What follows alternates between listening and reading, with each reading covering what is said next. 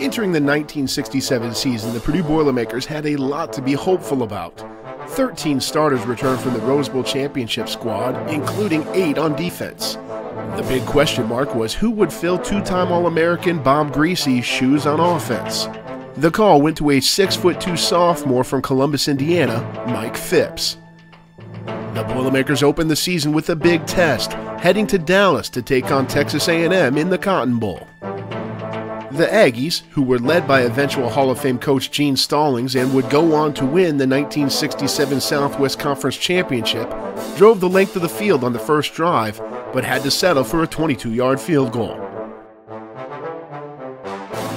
The teams then traded punts before the Boilermaker offense finally got on track. Phipps connected with Bob Baltzell on a 35-yard screen pass to put the Boilers on top through one quarter.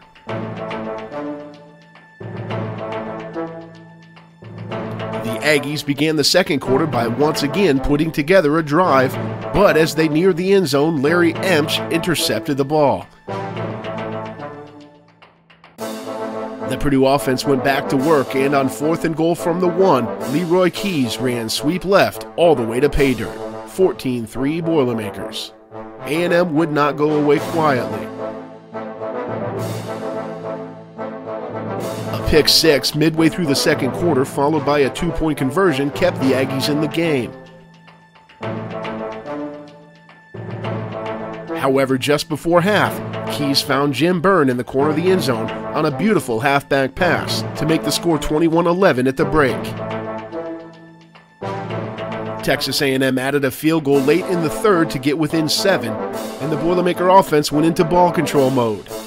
A 17-play drive that lasted nearly 9 minutes ate up more than half of the fourth quarter before Baltzell hit a 20-yard field goal.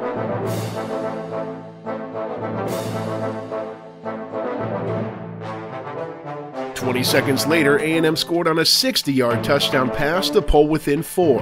The conversion failed, but the Aggies' confidence had returned. A&M forced the Purdue punt and had one more chance, driving deep into Purdue territory in the waning seconds, when the relentless pressure of the Purdue front line showed up once more.